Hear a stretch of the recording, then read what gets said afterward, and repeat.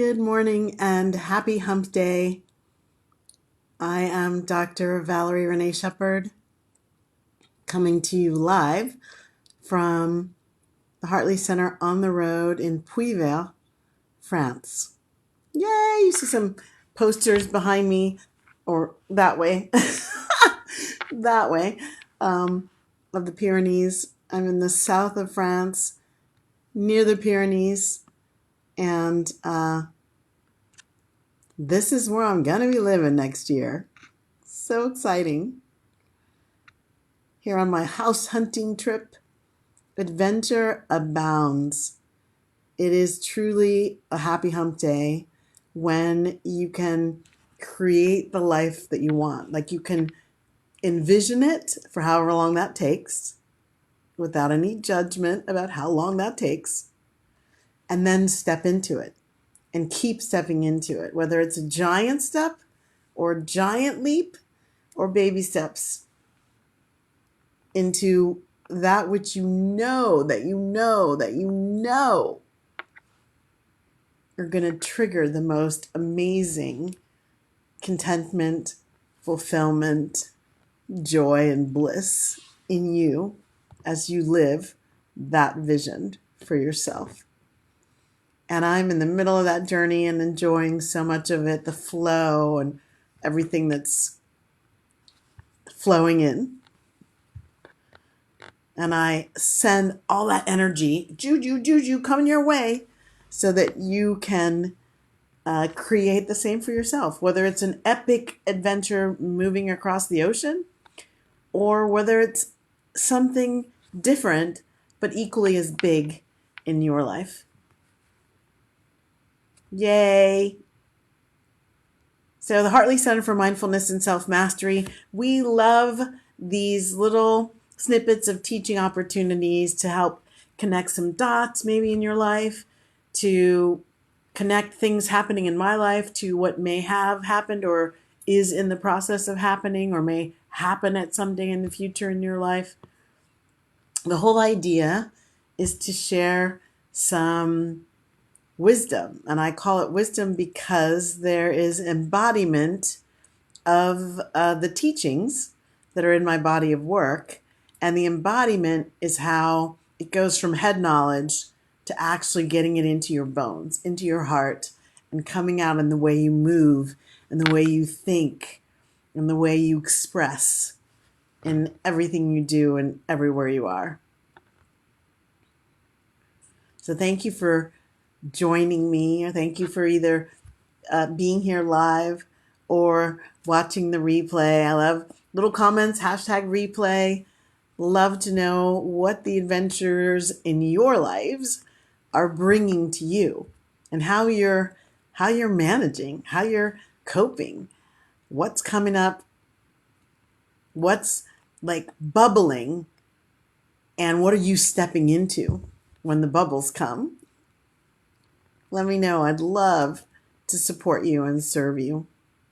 And to that end, I've got a free masterclass coming up soon that will tell you about some of the ways I talk about that help people soar into their lives, like soar into your life in a new way of being you so that you can create the kind of life that you love to live. Today, I love this topic, and what I love about some of the topics that I choose is that the way they come to me, like there are not really a list of topics and I say, okay, we're going to talk about this. I'll be doing something. I'll be thinking about something. I'll be reading something. I'll be saying something, and I'll get an insight. And the insight will say, oh, this might be a good topic. And then I'll put a note about wanting to talk about that topic based on the insight. And then I let that sort of percolate inside me, bubble up. And it gives me an opportunity to kind of sit with it and then see what higher mind would like to say. I know higher mind's the one who put the idea, planted the idea, the seed in the first place.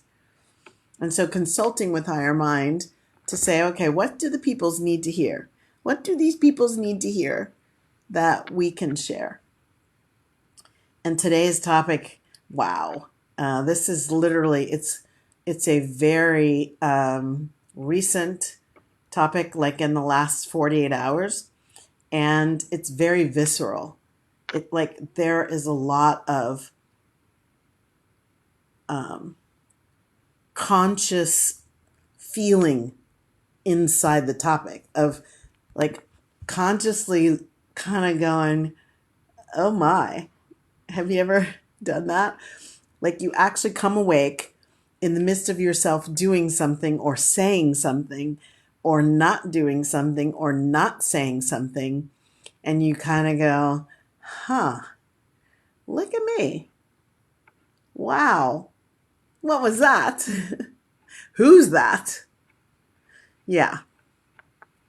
I think those moments are fabulous, by the way. That's part of self-mastery, right? Knowing you is the self-awareness pillar, and that's the number one pillar of self-mastery, the other two being self-acceptance and self-love. But that first one of, oh, the moment of awareness, the moment of coming into an awake relationship with you being you. And then understanding, is that really you? This is one of my seminal questions for my clients and students. Who are you being when you think you're being you? Who is that? That little thing you just said, that little look you just gave, that little way of whatever it is, not good, not bad, not right, not wrong. That's not what I'm here for. What I'm here for is to call you into an awakened, conscious state of this is who I am. And unfortunately, a lot of us, including me, and you'll hear it in this story, can be a little bit asleep or completely asleep as we go about doing the things that we think uniquely make us who we are. So today's title, people pleasing, people watching, and people praying. Wait, what? Where'd that last one? People praying. I had never heard that until it popped into my head. It's actually more than 48 hours ago now. It's more like 4 days. So people pleasing, I don't think too many of us aren't familiar with this term. People pleasers, they're empathetic, they're highly tuned in to the needs of others, have a strong desire for that pleasing of the other, meeting their needs to garner them attention, validation, external validation. And people pleasing can be a part of someone's constitution around avoiding conflict. It's a way that they keep things copacetic, or so they think. It usually gets a bad reputation because the people who are caught in it, this kind of identity and personality, they have a tendency to overlook themselves. So they people please while they self-sabotage. They overlook their own needs in favor of the other. And from a psychological perspective, if it's an ad nauseum way of being, like this is how I am, then it can be associated, or it's said to be associated with low self-esteem. Not a good thing. Not a good thing. It is a good thing to know that about oneself, to accept, this is what I do, and then go about transforming what's underneath the surface of it and how you behave on the surface in your life. And then there's this other term, people watching. I say it with a big smile because I've done it for years. It's also known as crowd watching, which is the act of basically observing people and their interactions and whatever they're doing as they're going about their doingness, with you or me watching them. So you're potentially picking up on their little quirks and idiosyncrasies. You're trying to guess or interpret what's going on over there. And you've got limited details.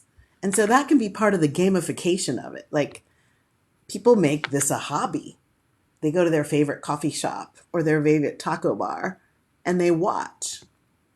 What are others doing? What are the others here doing? And why? We can get all fanciful and put stories around it and everything. I mean, it's easy. It's kind of like an unmediated activity just to fill up time while you're waiting for the bus or for a class to start or something like that. So here's what happened with me. I was in Avignon this weekend visiting a friend, and she had things to do during the day. We were getting together for dinners on Saturday night and Sunday night. And so Sunday, I was kind of tired, and I didn't feel like doing, running around the city, seeing as much as I could. That's just not why I'm in France. Sightseeing is really not important to me. And so I said I was going to go do some people watching. There was a church courtyard across, a big cathedral looking thing, a church courtyard across from the hotel in the old city, the old walled in part of Avignon. And I was going to go over there and sit in the courtyard. There's some beautiful trees and plants. I took several pictures. There's a little cafe. And I was just going to, pray, listen, and people watch. I literally started to use those words, that term. But as I went to say the term, it got changed in my head. And what came out of my mouth was, I'm going to do some people praying. It's one of those things where it's like, who said that? What does that word even mean? Who said that? Where'd that come from? I never really heard it before. So people praying, I thought, I don't know what that really is or why that phrase came to me. But I opened up to receive it. I thought, well, it came in pretty loud. I mean, I could hear it. So I guess I'll see. And I figured I would see as I was doing the people watching in action. And what I saw was about me, and it was like somewhat disappointing. As I did the people watching of me being me in my life, I noticed some things that were not serving me. And I say it in the past tense now, although I haven't fully evolved this consciousness that was doing what it was doing. So what I noticed, people watching me, watching people, was that there's a very low vibration energy embedded in my act of people watching. I kept hearing myself taking people to task in my head, saying negative things about them, looking down on them, acting as if I knew what they needed and what they should be doing or should not be doing. And I'm talking about basic things. So the parent who is walking down the street with a little child holding a hand, and the child is just screaming. And the parent's still walking along, not engaging with the child, not doing whatever. And of course, I had something to say about that style of parenting. Or if I'd walking down the street and there was a group of people who looked a little potentially without home, and I noticed maybe a little dishevelment, maybe a little filth, dirt. And I heard myself say not so positive things. Or if there's a merchant, there were lots of merchants in this area. And if there's one in particular from whom I was going to buy my favorite pistachio gelato, I noticed she wouldn't make eye contact with me. I stood there for a while, sort of pretending I was looking at all the different flavors, but what I was noticing was that she never said hello, never offered to serve me, nothing. So, of course, I won't say of course, but so in this low consciousness place that I discovered, I'm saying, like, what's her problem? Who does she think she is? Like, doesn't she know I'm about to be a customer? Like, I'm helping her make today's money? Like, all of that interesting negativity.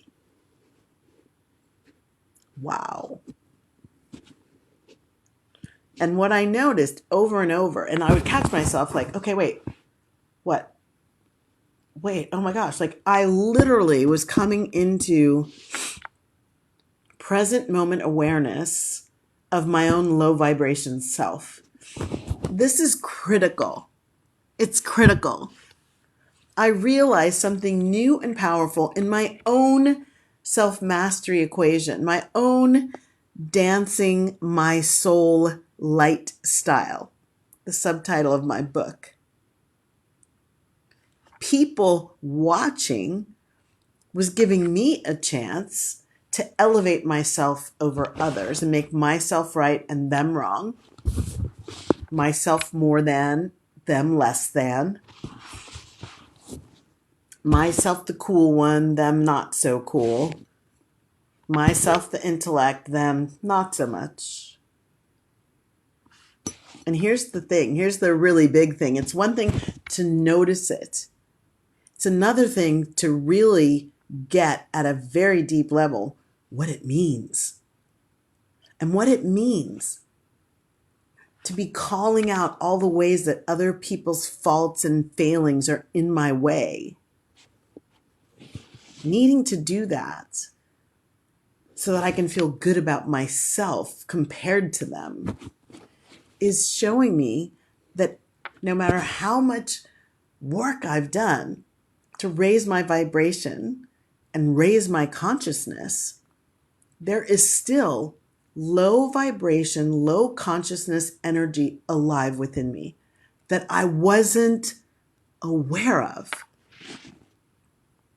That's the part. Because when we're not aware of it, we can't do anything about it. If we think that voice in my head that takes others to task and makes me feel good about myself because I've taken them to task, when I don't know what that little voice is doing coming from inside me, then I'm in danger. I can't live the kind of life that I'm determined to live. I can't be a beacon of light walking around being the darkness. It doesn't work that way. And I know every day isn't exactly the highest vibration possible, but that's my aspiration. That's what I stand for. That's what I truly am committed to expressing and to being.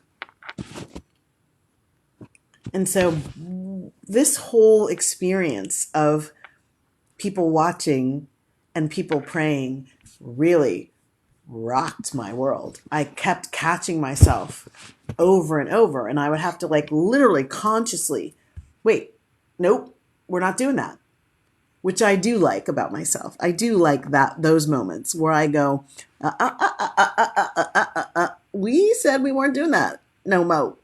So we're doing the replacement. And the replacement for this low vibration, low consciousness people watching is shifting to a higher vibration people praying.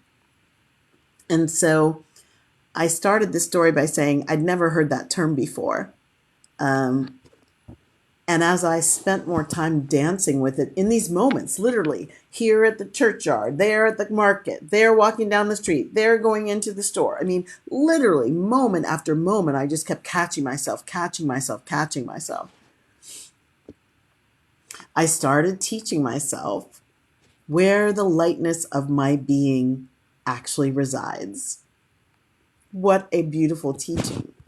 As I shifted from these low vibration, low consciousness, negative evaluations of others, negative judgments of others, and then shifted them to a higher vibration, lighter energy, I really got clearer that the beauty in the lightness of being is in my compassion for others. It's in my kindness toward others. It's in my generosity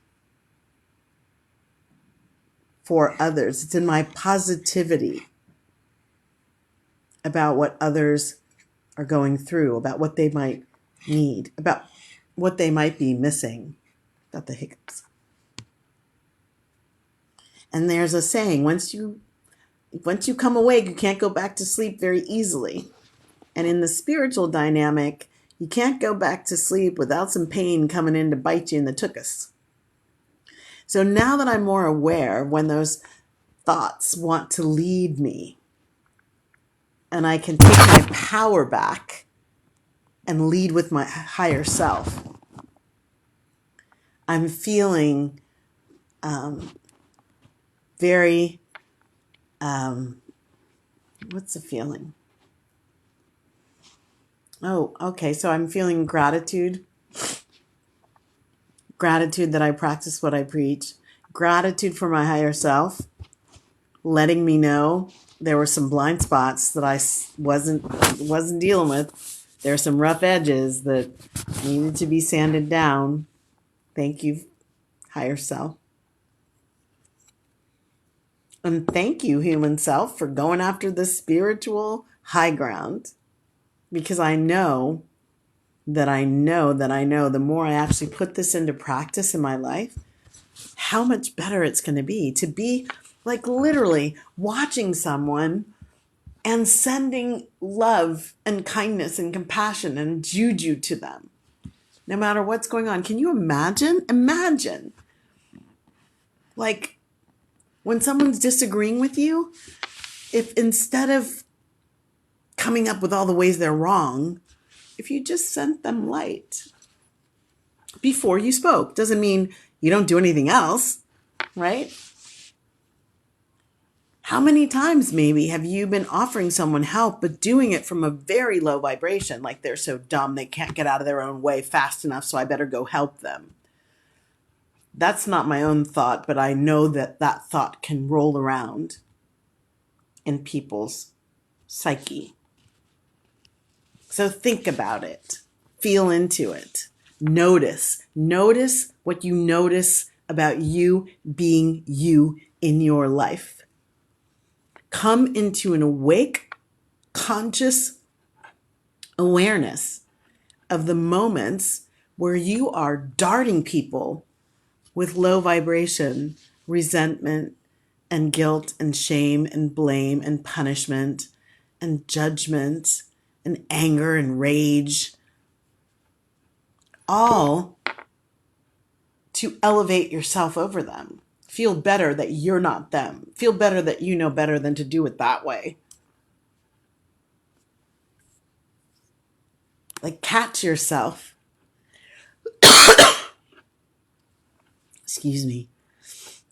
Catch yourself. Cough it out of you if you have to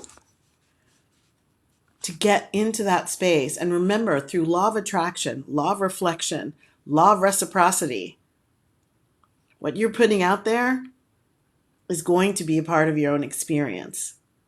So don't mistakenly believe that you can be the bearer of darkness and not have darkness envelop some aspect of you in your life. So weed out that darkness. The master class that I'll be doing at some point will be talking about this, like the skills that are necessary to really live a conscious and happy life. They're not hard. They just require vigilance, application, practice. So if you want to do this people praying, and I really, really, really pray that you do, because it is so cool. So you observe the other, just like you would do people watching. You observe the other like a voyeur. They don't need to know that you're watching them. Just a little hobby I do when I'm out and about.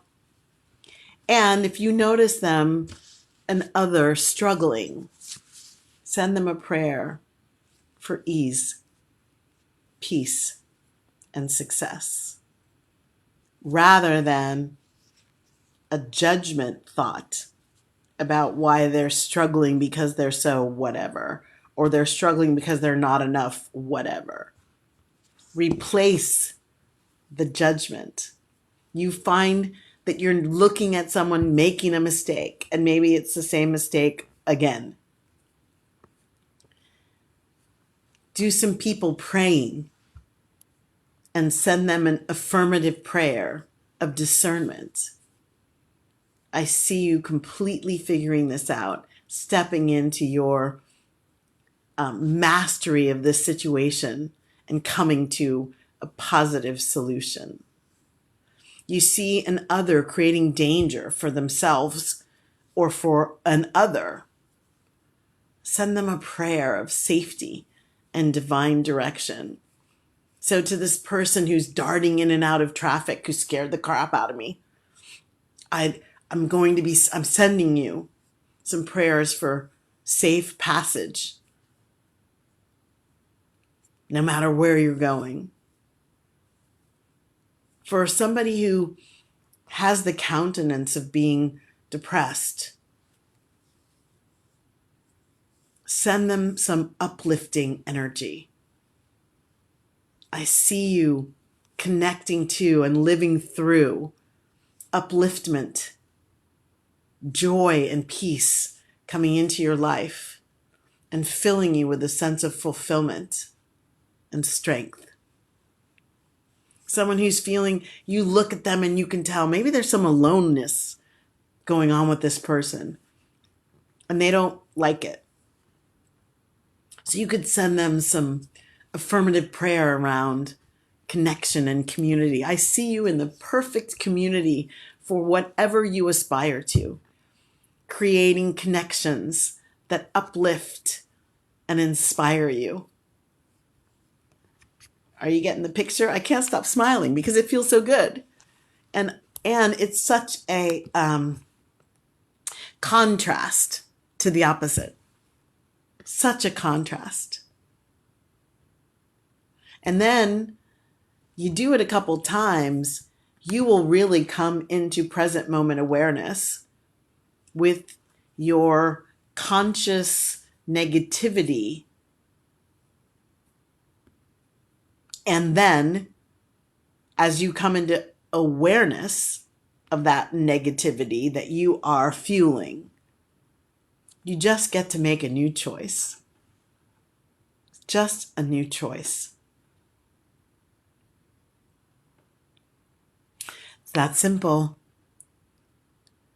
So I wish you a beautiful day putting this into practice, getting on my people praying team and sending all over the planet little affirmative prayers to people you meet everywhere. And let's pray ourselves into a higher vibration. And if the word prayer holds some itchy, scratchy, negative stuff for you, change it. Turn it into people positivity. Turn it into I'm people loving. Turn it into, I'm people harmonizing. Turn it into, I'm people uplifting. You get to choose what feeds your soul. I just encourage and invite you to get her done. Get into it. I really believe you're going to love it. Okay, that's it for today's Hump Day Happy Chat. We'll be giving some more information about the upcoming masterclass soon. And I thank you so much for being with me here on the Hump Day Happy Chat. And we close it with the Karanaya Metta Sutra, the prayer of loving kindness from the Buddha. May all beings be peaceful. May all beings be safe. May all beings be happy. May all beings, this is what I just told you about, may all beings awaken to the light of their true nature.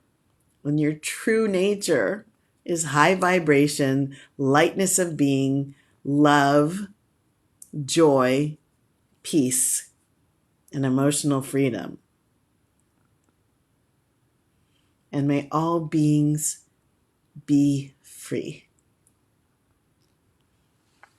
Many blessings. Thank you so much for being here. I'd love it if you would share. Somebody in your sphere of influence might need to hear some of what I talked about today. And on my YouTube channel, there's a whole playlist that now has, I think we're up to 216. Haha, that's so funny to me. 216 of these Hump Day Happy Chats, which are full of tips and practices that make raising your consciousness approachable, acceptable, and pretty easy to put into your routine. So I'm Dr. Valerie Renee Shepard. I'm signing off from the Hartley Center for Mindfulness and Self-Mastery in Puy-Vers, France. Alors, au revoir, à bientôt, ciao.